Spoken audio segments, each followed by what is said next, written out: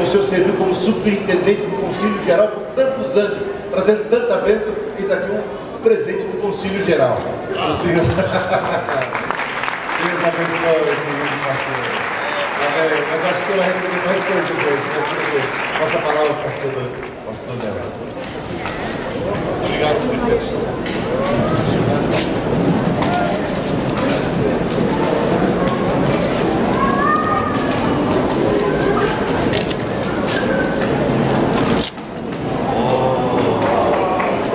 Ganhar um iPad.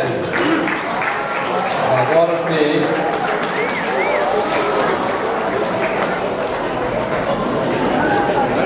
Você já viu, né? Que é o iPad. É o iPad.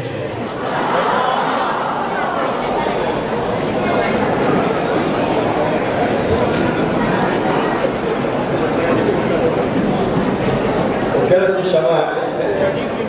Esse momento aqui é um momento breve, que nós estamos encerrando. Mas nós temos aí também uma homenagem ao pastor Júlio, antes de dar essa homenagem ao Concílio Paulista, as igrejas, obrigado bispo, as igrejas por onde o pastor passou, quer deixar também uma homenagem. O Jardim Clímax está reconhecendo aqui o pastor do tempo que esteve no Jardim Clímax, quer expressar também o carinho, a gratidão. Tipo, né? Era imperador ainda. Era o imperador.